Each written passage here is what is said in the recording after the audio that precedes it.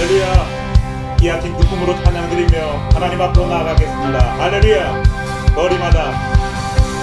거리마다 기쁨으로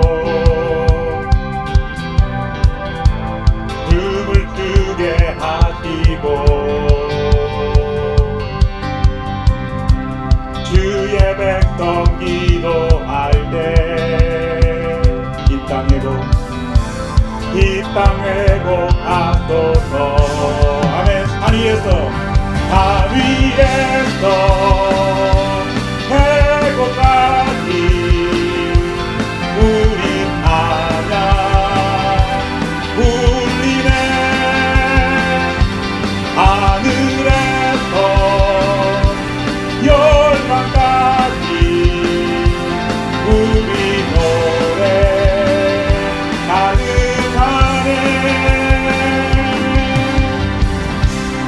더욱더 깊하게 주님 앞에 고백드립니다. 십자가 앞에 행할 때 주의 빛 비추시고 물이 바다 덮음같이 그 영광 채우소서. 아멘. 산 위에서 해고까지 우리 찬양 울리네. 하늘에서 열방까지 우리 노래 가득하네. 다시 한 번 더. 산 위에서 해고까지 우리 찬양 울리네. 하늘에서 열방까지 우리 노래 가득하네.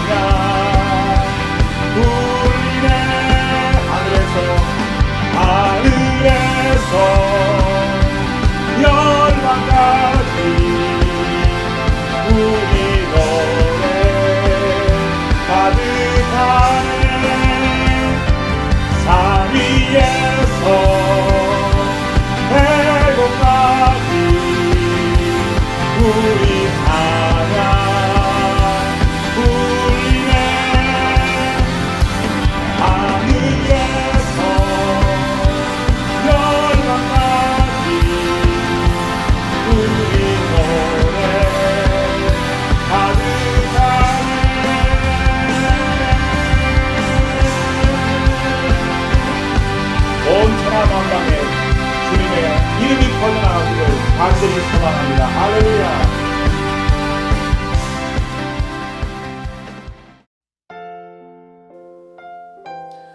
주님의 은혜가 이 자리 가운데 있습니다. 오늘도 예배 가운데에 주님의 은혜가 우리를 풍성히 감싸기를 간절히 기도하는 마음으로 찬양합니다. 주 나의 모든 모습 보네.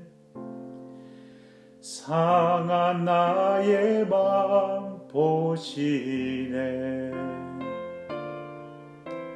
주 나의 눈물 안에 홀로 울던 맘 아시네. 다시 한 번 더. 주 나의 모습 보네. 상한 나의 맘 보시네.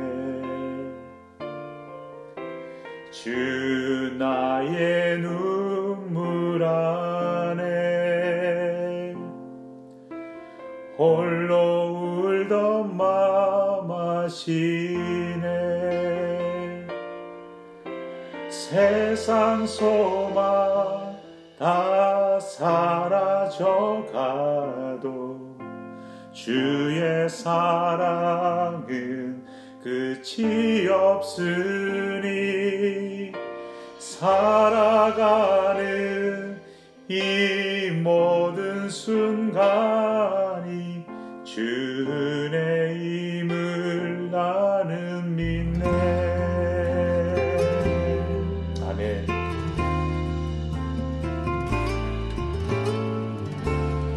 주님의 은혜가 우리 가운데 거하기를 간절히 사모하며 고백합니다. 주 사랑 내게 있네. 그 사랑이 날 채우네. 주 은혜 내게 있네. 그 은혜로 날 채우네. 세상 소망 다 사라져가도 주의 사랑은 끝이 없으니 살아가는 이 모든 순간이 주 은혜임을 나는 믿네. 세상 소망 다 사라져가도 주의 사랑은 끝이 없으니 살아가는 이 모든 순간이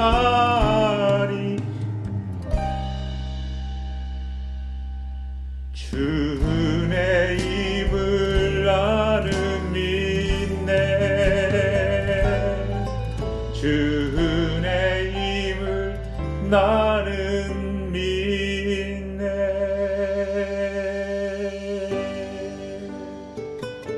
오늘 예배 가운데 임하여 주실 주님의 은혜를 사모하며 주님 앞에 경배와 찬양을 드립니다.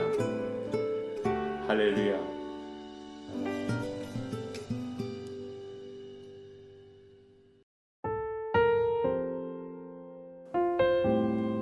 오늘 이 시간 또 함께하지 못하는 아픔이 크지만 우리 하나님을 생각하고 흩어진 교우들을 생각하며 주님 앞에 예배로 나아가겠습니다.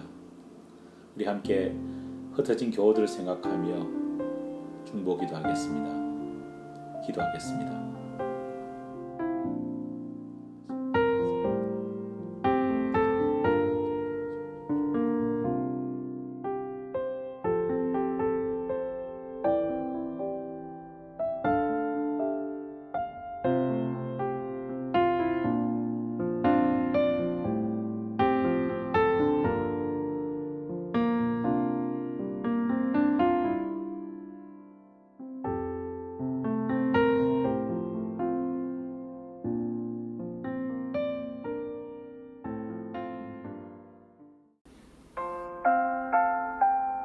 다 함께 일어나셔서 나는 예배자입니다 고백드리며 주님 앞으로 나아가겠습니다.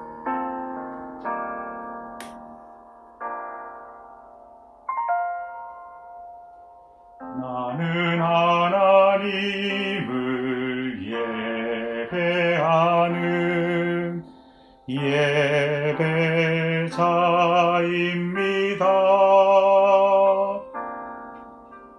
내가 서 있는 곳 어디서나 하나님을 예배합니다. 내 영혼 거룩한 은혜를 향하여 내 마음 완전한 하나님 향하여 이곳에서 바로 이 시간 하나님을 예배합니다. 나의 평생에 단 한 가지 소원, 주의 아름다우심 보며 사랑 노래하는 것, 나의 왕 되신 주님의 얼굴 구하며 그 사랑 안에 머물러 사랑 노래합니다.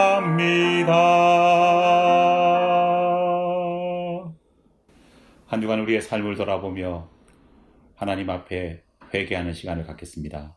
다 함께 기도하겠습니다.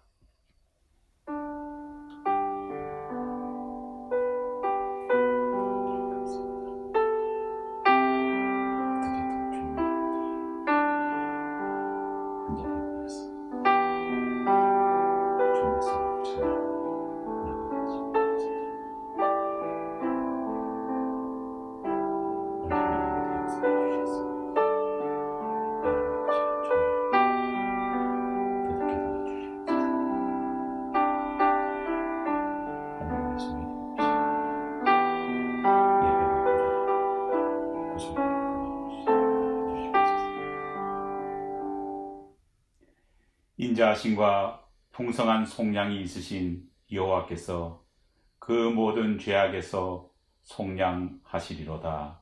아멘. 사도신경으로 신앙 고백하겠습니다.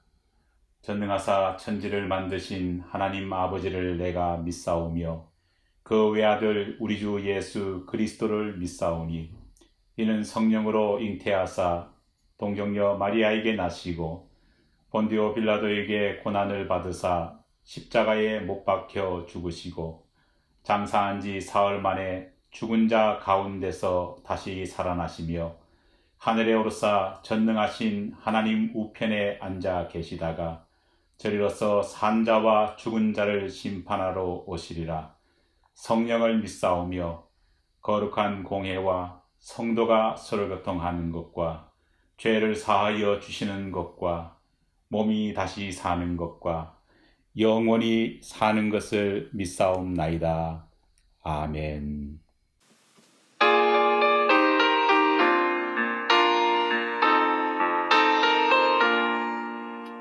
빈들의 마른 불같이 시들은 나의 영혼, 주님의 약속한 성령 간절히 기다리네. 가물어 메마른 땅에 단비를 내리시듯 성령의 단비를 부어 새 생명 주옵소서. 반가운 빗소리 들려 산천이 춤을 추네. 봄비로 내리는 성령 내게도 주옵소서. 가물어 메마른 땅에 단비를 내리시듯 성령의 단비를 부어 새 생명 주옵소서.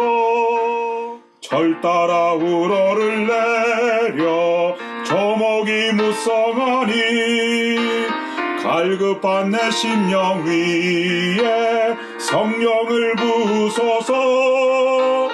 가물어 메마른 땅에 단비를 내리시듯 성령의 단비를 부어 새 생명 주옵소서.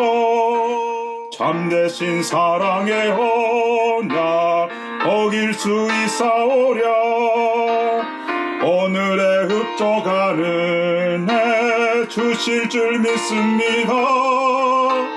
가물어 메마른 땅에 단비를 내리시듯 성령의 단비를 부어 새 생명 주옵소서.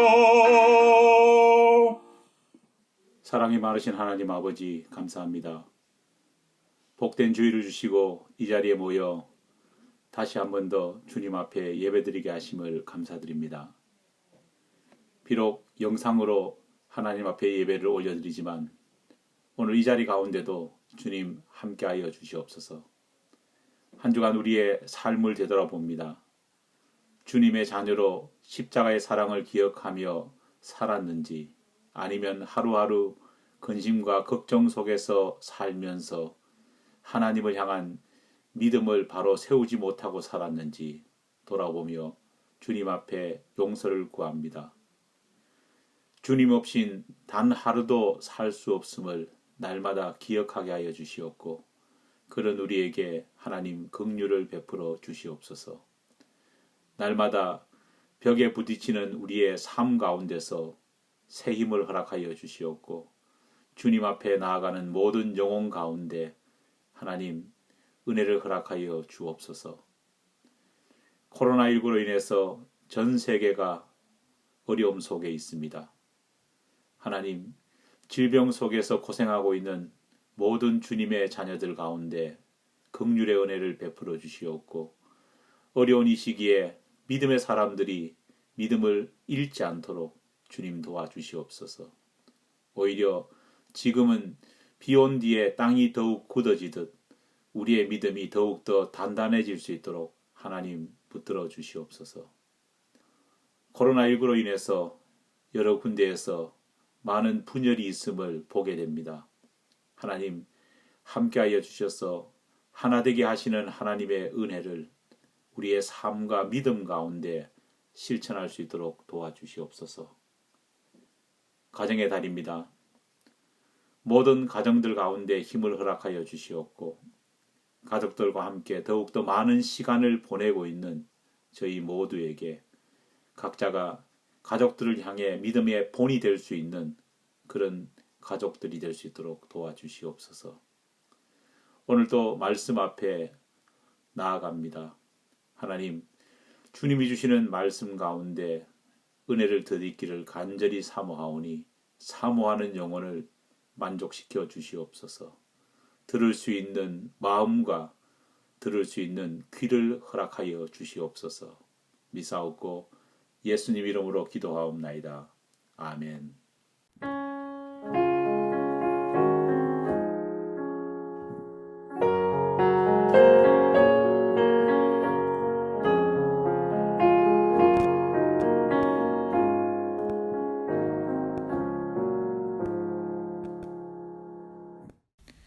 오늘 예배 참석해 주신 여러분 모두를 주님의 이름으로 환영합니다.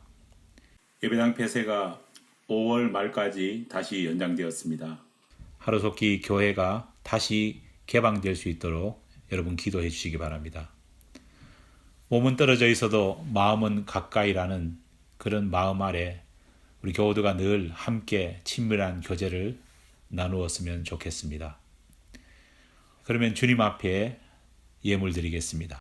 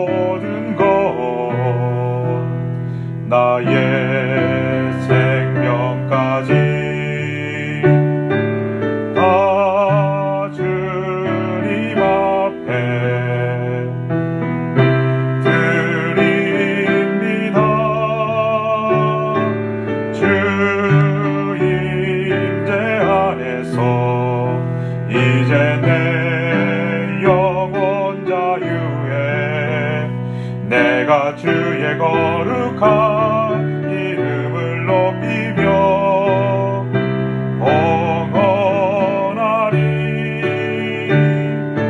어린 양 찬양하리. 내 평생 그 하나로 충분해요. 어린 양 찬양하리. 내가 주께 봉헌하면서 내가 주께 봉헌하면서 내가 주께 봉헌하면서.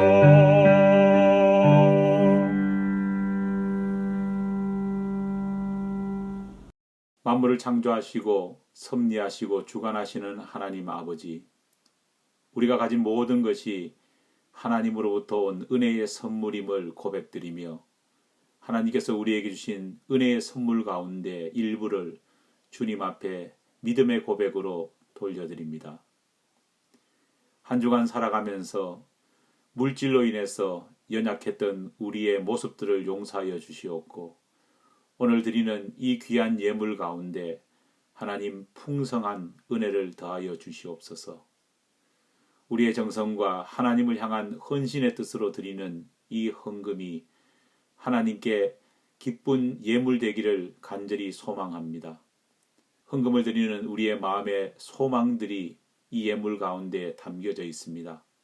여러 가지 제목으로 드리는 예물의 목적들이 있습니다.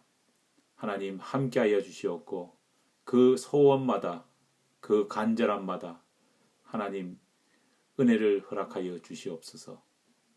오늘 우리가 드리는 이 헌금이 쓰이는 곳곳마다 하나님의 능력이 나타나게 도와주시옵고, 집행하는 손길들 가운데에 지혜와 깨어있는 영성을 허락하여 주시옵소서. 하나님, 이 시대에 진정으로 원하시는 곳에, 적절한 곳에 집행될 수 있도록 우리에게 은사를 허락하여 주시옵소서.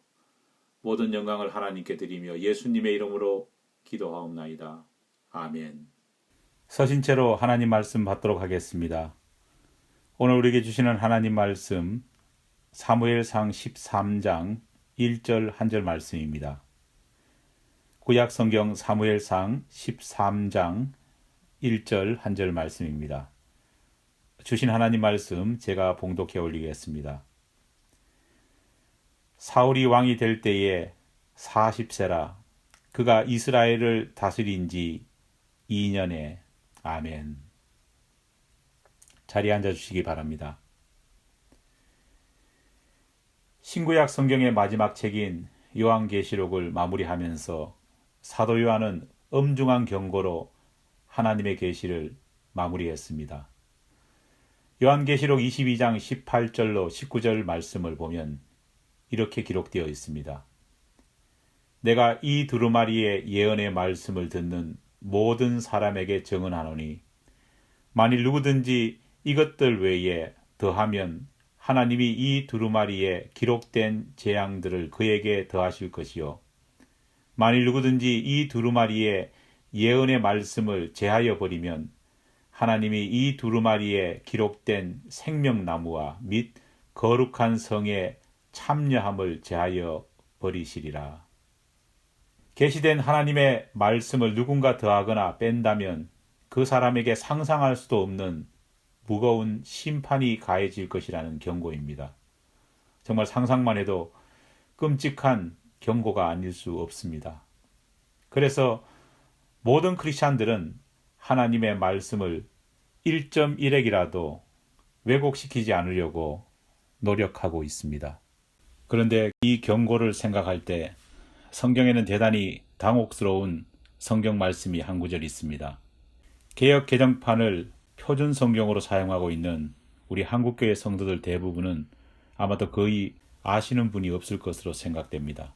하지만 다양한 성경 번역본을 읽어보신 분들 가운데는 아주 당혹스러운 성경 구절이 있습니다.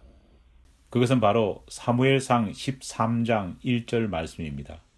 여러분들에게 사무엘상 13장 1절 말씀을 현재 시중에서 구할 수 있는 여러 성경본으로 한번 비교해 드리도록 하겠습니다. 먼저 우리가 흔히 가지고 있는 개역 성경을 읽어드리도록 하겠습니다. 사무엘이 왕이 될 때에 40세라. 그가 이스라엘을 다스린 지 2년에. 전혀 이해하기 힘든 말씀이 아닙니다. 오히려 어떤 성경 구절보다 명확하게 이해할 수 있을 정도입니다. 이스라엘 초대왕 사울이 보위에 오를 때 그 나이가 40세였다는 것입니다.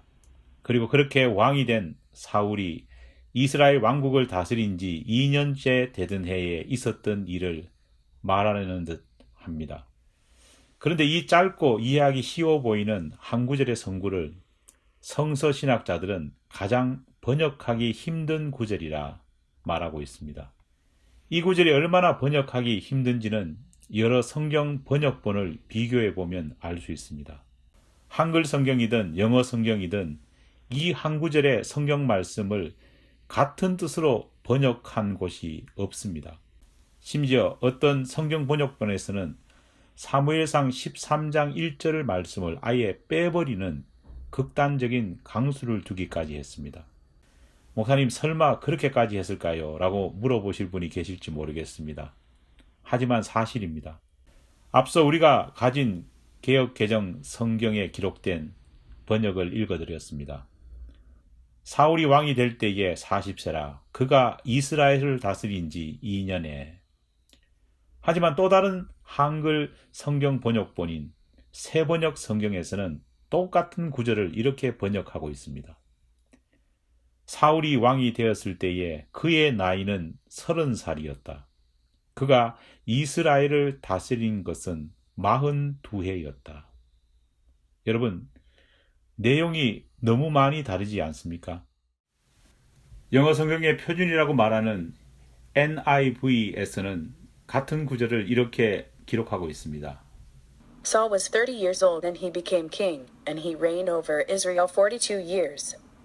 앞서 읽어드린 새 번역 성경 내용과 거의 동일합니다.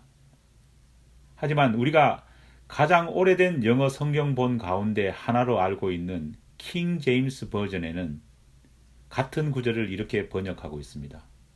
Saul reigned 1 year, and when he had reigned 2 years over Israel, 사울이 한 해 동안 다스렸다. 그리고 그가 이스라엘을 다스린 지 2년째 되었을 때, 어떤 곳에서는 사울이 왕이 되었을 때 나이를 40살이라 말하고 있습니다. 하지만 다른 성경 번역본에서는 그가 30에 왕위에 올랐다 기록하고 있습니다. 어떤 성경 번역본에서는 사울이 42년 동안 이스라엘을 다스렸다 말하고 있습니다. 하지만 어떤 성경 번역본에서는 사울이 고작 왕으로 2년을 다스린 후 전투에서 죽었다 그렇게 말합니다.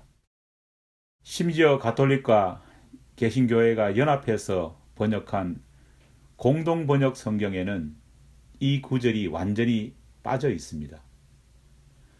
도대체 어쩐 말이 맞는 것일까요? 왜 이렇게 성경 번역본들은 이 구절을 번역하면서 오락가락하는 것일까요? 가장 큰 이유는 이 구절의 원문인 히브리어 성경 본문 내용이 명확하지 않기 때문입니다. 히브리어 성경에 기록된 사무엘상 13장 1절을 그대로 직역하면 이렇습니다. 사울이 왕이 되었을 때는 해의 아들이었다. 그리고 그는 이스라엘을 2년간 다스렸다. 히브리어 성경에는 사울 왕이 왕이 된 나이를 정확하게 말하고 있지 않습니다. 단지 해의 아들이었다라고 기록하고 있고, 어떻게 보면 이 부분이 마치 숫자를 기록했음에도 불구하고 그 숫자가 사라진 것처럼 보이기도 합니다. 게다가 사울이 이스라엘을 2년간 다스렸다고만 기록하고 있어 언제부터 2년까지인지도 명확하지 않습니다. 보통 우리는 사울이 이스라엘을 40년 동안 다스렸다 그렇게 말합니다. 하지만 그 근거는 사실 구약 성경이 아니라 신약 성경에서 사도 바울이 바나바와 함께 1차 선교 여행을 하면서 비시디아 안디옥 회당에서 했던 설교를 그 근거로 하고 있습니다. 사도행전 13장 21절을 보면 바울은 회당장과 회당에 모인 많은 사람들을 향해 이스라엘 역사에 대해서 언급하면서 사울이 40년간 이스라엘을 다스렸다고 말합니다. 그 후에 그들이 왕을 구하거늘 하나님이 베냐민 지파 사람 기스의 아들 사울을 40년간 주셨다가. 그렇다면 사울이 진짜 왕이 된 나이는 언제였을까요? 도대체 사울은 이스라엘을 몇 년간 다스렸던 것일까요? 왜 하나님께서는 성경을 기록하게 하시면서 이 부분에 대해서 이렇게 알쏭달쏭하게 쓰게 만드셨던 것일까요? 도대체 완전하신 하나님께서 왜 이런 모호함을 성경 속에 남겨두신 것일까요? 이 궁금증을 풀 수 있는 실마리 역시 성경 속에 있습니다. 히브리 성경에서 우리가 왕이라고 말하는 그 지위를 표현하는 단어가 두 가지 있습니다. 한국말에서는 이것을 정확하게 구별할 수 있는 단어 자체가 없기 때문에 우리말 성경에서는 모두 왕이라고 하는 똑같은 말로 번역하고 있지만 히브리어 성경에서는 정확하게 이 두 단어를 구별하고 있습니다. 사울왕의 서로 다른 재위 기간의 문제 역시 이 왕을 표현하는 두 단어를 제대로 구분함을 통해서 이해할 수 있습니다. 이스라엘 사람들이 사용한 왕을 지칭하는 두 단어가 바로 멜렉과 나기드라고 하는 단어입니다. 먼저 히브리어로 왕을 지칭하는 말로 멜렉이라는 단어가 있습니다. 멜렉이라고 부르는 왕은 쉽게 말해 우리가 흔히 알고 있는 바로 그 왕을 의미합니다. 한 나라의 최고 권력자로서 왕위를 자식에게 대대로 세습하며 중앙 집권적인 권력 체계 하에서 무소불위의 권력과 힘을 사용하는 통치자, 그리고 백성에게 세금을 부과하고 군대를 거느리고 화려한 왕궁에서 사는 바로 그 왕을 뜻합니다. 다윗이나 솔로몬, 그리고 남북으로 갈라진 이후에 북이스라엘과 남유다를 다스렸던 모든 왕이 바로 멜렉으로서의 왕이었습니다. 멜렉은 이스라엘에만 존재했던 것이 아닙니다. 사실 세상 모든 나라의 왕들은 거의 대부분 다 멜렉으로서의 왕이었습니다. 창세기에서 아브라함과 이삭 이야기 속에 나오는 그랄왕 아비멜렉 역시 글자 그대로 멜렉이었습니다. 우리가 기억하는 대로 사사 기드온이 미디안을 물리치자 이스라엘 백성들이 기드온을 추대해서 왕으로 만들려고 했던 그 시도 속에 이스라엘 백성들의 마음 속에 있었던 왕 역시 멜렉이었습니다. 하지만 기드온은 백성들의 계속되는 요구에도 불구하고 끝까지 멜렉 되기를 거부합니다. 기드온은 백성들을 향해 오직 하나님만이 이스라엘의 왕이시라 말하며 그가 이스라엘을 친히 다스리실 것이다 말합니다. 이스라엘에게 멜렉은 오직 한 분 하나님밖에 없다는 말입니다. 하지만 나중에 기드온의 아들 중 가운데 자기 스스로를 아비멜렉이라 부르며 이스라엘의 멜렉이 되기를 원했던 기드온의 아들이 있었습니다. 아버지 기드온은 멜렉 되기를 거부했지만은 그는 멜렉 되기를 원했습니다. 하지만 하나님께서는 그런 그의 시도를 꺾어버리십니다. 히브리어에서 이런 멜렉이라는 왕 외에도 나기드라고 하는 왕을 지칭하는 말이 있습니다. 우리말 성경은 구분해서 나기드와 멜렉을 사용하고 있지 않습니다. 하지만 나기드와 멜렉은 엄격하게 다른 이미지로서 의미로서의 왕입니다. 나기드는 우리가 생각하는 그런 제왕이 아닙니다. 나기드를 한마디로 설명한다면 왕이라기보다는 12지파를 이끄는 부족 공동체의 총 리더라 그렇게 말할 수 있습니다. 사실 나기드에게는 자신을 보좌할 신하도 내각도 군대도 없었습니다. 백성들에게 세금도 부과할 수 없었습니다. 나기드는 보통 왕이라면 당연히 누리고 가져야 할 왕궁조차 없었습니다. 그는 일반 백성들과 똑같은 모습으로 자기 직업을 가지고 있다가 하나님께서 필요에 의해 부르실 때 각 직파를 대표해서 백성들을 이끌고 하나님께서 맡기신 일을 시행했습니다. 그리고 그 일이 끝나면 다시 자신이 있던 평범한 일상으로 돌아가 평민과 다름없는 삶을 살았던 사람이었습니다. 원래 이스라엘의 첫 번째 왕 사울은 멜렉이 아니라 나기드로 택함받은 사람이었습니다. 사울이 선지자 사무엘로부터 왕으로 기름 부음을 받은 다음 그가 보인 모습은 정확하게 멜렉이 아니라 나기드의 모습이었습니다. 사무엘상 11장 4절로 7절 말씀을 보면 왕으로 부름받은 사울이 왕이 된 다음 처음으로 전쟁을 치르기 전까지의 모습이 기록되어 있습니다. 야베스를 공격한 암몬 사람을 물리치기 위해서 하나님의 부름을 받은 사울, 그 사울이 그 부름을 받기 이전의 모습이 어땠는지를 제가 본문을 통해서 읽어드리겠습니다. 이에 전령들이 사울이 사는 기브아에 이르러 이 말을 백성에게 전하며 모든 백성이 소리를 높여 울더니 마침 사울이 밭에서 소를 몰고 오다가 이르되 백성이 무슨 일로 우느냐 하니 그들이 야베스 사람의 말을 전하니라. 사울이 이 말을 들을 때에 하나님의 영에게 크게 감동되매 그의 노가 크게 일어나 한 겨리의 소를 잡아 각을 뜨고 전령들의 손으로 그것을 이스라엘 모든 지역에 두루 보내어 이르되 누구든지 나와서 사울과 사무엘을 따르지 아니하면 그의 소들도 이와 같이 하리라 하였더니 여호와의 두려움이 백성에게 임하매 그들이 한 사람같이 나온지라. 사울은 왕이 되었음에도 불구하고 왕궁이 없었습니다. 그는 왕이 되었지만 자신의 고향 기브아에서 여전히 이전과 똑같은 삶을 살았습니다. 심지어 밭에서 소를 몰며 농사꾼의 모습으로 살았습니다. 암몬 사람들이 야베스를 침공했다는 보고 역시 그는 밭에서 소로 밭을 갈다가 듣게 되었습니다.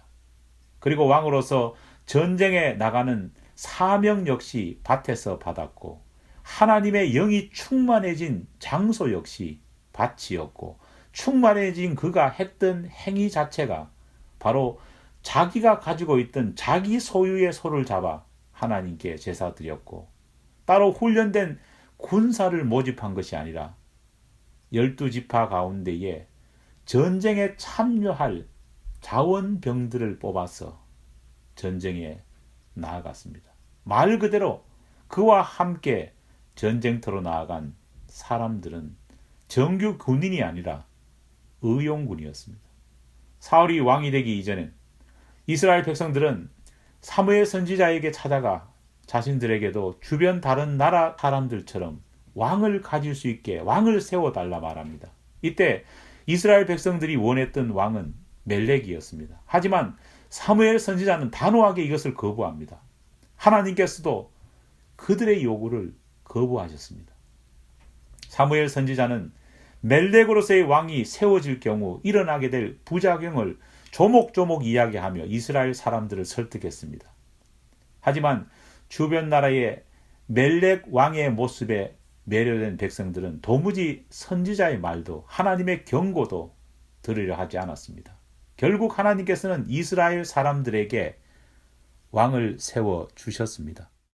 하지만 하나님께서 새롭게 세워주신 왕은 결코 멜렉이 아니었습니다. 멜렉 되기를 원치도 않으셨습니다. 하나님께서 이스라엘 백성에게 주신 왕, 그리고 그렇게 세운 사울은 멜렉이 아니라 나기드로서의 왕이었습니다. 이스라엘의 진정한 왕, 유일한 왕은 하나님이시라는 변함없는 사실을 고백하면서 사울이 백성들 앞에서 하나님의 손과 발이 되는 나기드로서의 하나님의 심부름꾼으로서의 그런 왕이 되기를 원하셨습니다. 사무엘 선지자에게 기름 부은 왕이 된 사울은 2년 동안 나기드로서 왕의 역할을 충실히 잘 수행했습니다. 그는 겸손했습니다. 세상 제왕들, 주변 나라 왕들처럼 권력과 부귀영화를 탐하지 않았습니다. 백성의 리더로서 살면서 백성들 앞서서 하나님이 내리시는 명령을 수행했고 솔선수범하면서 하나님의 명령을 지켰습니다. 그런 사울이 왕이 된 지 2년이 지나자 서서히 변하기 시작했습니다. 권력에 집착하기 시작했습니다. 멜렉으로서 권력욕에 사로잡혀서 사위인 다윗조차 견제하기 시작했습니다. 나중에 사울은 다윗을 권력의 경쟁자로 여기며 죽이려 했습니다. 그것에 사활을 걸 정도였습니다. 심지어 아들 요나단까지 자신의 권력 유지를 위한 방해물로 보기 시작했습니다. 사울은 자신의 힘을 과시하기 위해 군대를 만들었고 수많은 자신들의 사병을 거느렸습니다. 많은 여인들을 아내로 삼았고 용납할 수 없는 기이한 행동들까지 서슴없이 행하기 시작했습니다. 급기야 사울은 선지자 사무엘만 할 수 있는 제사장으로서의 역할을 하나님 허락 없이 스스로 하려 했고 하나님의 명령을 어기고 적들을 진멸하지 않고 살려두는 그런 죄까지 범하고 말았습니다. 사울왕이 정확하게 얼마나 오래 왕자에 있었는지 우리는 알 수 없습니다. 왜냐하면 성경이 정확하게 말하고 있지 않기 때문입니다. 분명한 것은 사울이 블레셋과 싸웠던 전쟁 기간을 볼 때, 또 다윗이 사울을 피해서 도망 다녔던 그 긴 세월을 추정해 볼 때 그는 분명 긴 기간 가운데, 아니 2년은 훨씬 넘는 기간 가운데 왕으로 재위했을 것입니다. 사도 바울이 말했던 것처럼 어쩌면 사울은 수십 년간 왕위에 있었을 것이 분명합니다.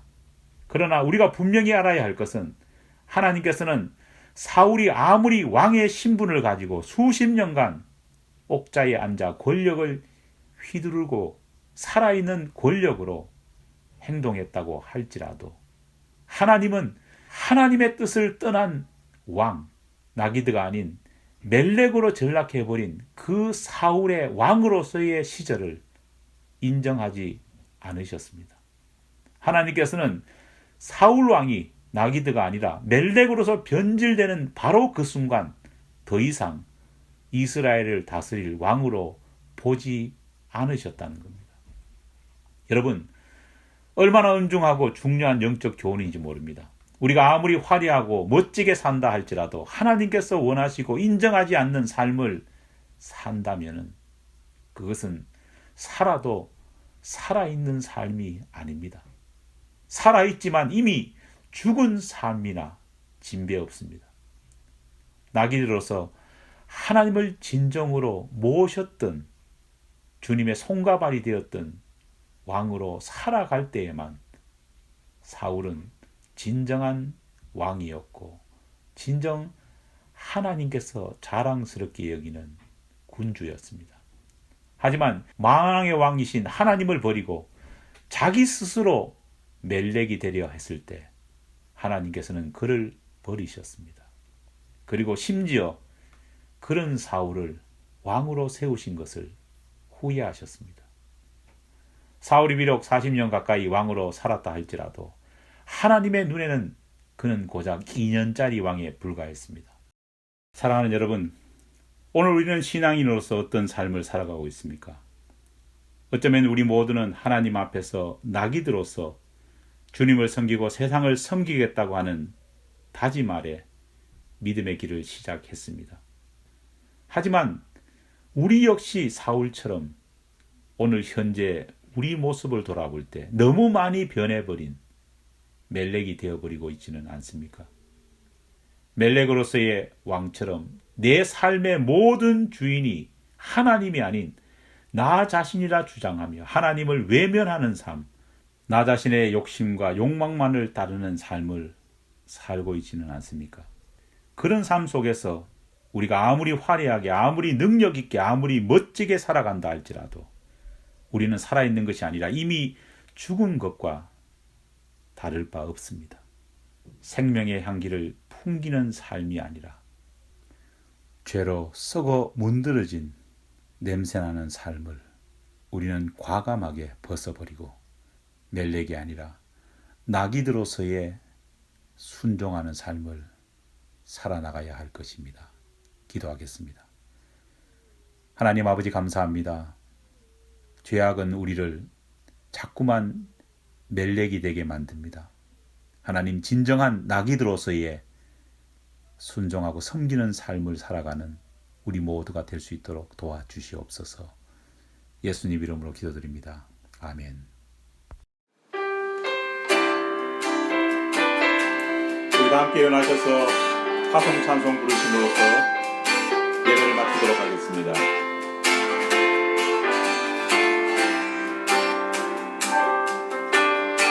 성령이여 임하소서 내 마른 나의 심령 위에 주님의 은혜에 담비 내려 나를 뻑적 펴주옵소서.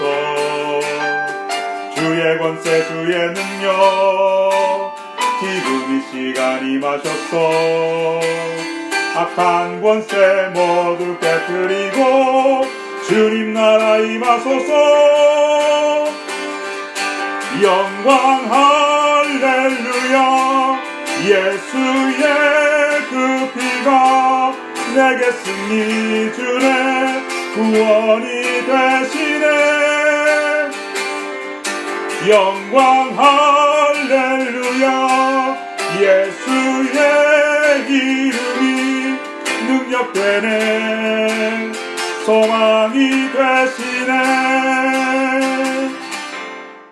지금은 우리 주 예수 그리스도의 은혜와 하나님 아버지의 사랑하심과 성령의 교통하심에 역사하심의 은총이 멜렉이 아닌 나귀들로서 나 스스로가 나의 주인이 아닌 주님의 손과 발이 되며 섬기는 자로서의 삶을 살기를 원하는 우리 모든 교우들 위해 하나님의 은혜가 늘 함께하옵기를 간절히 축원하옵나이다. 아멘.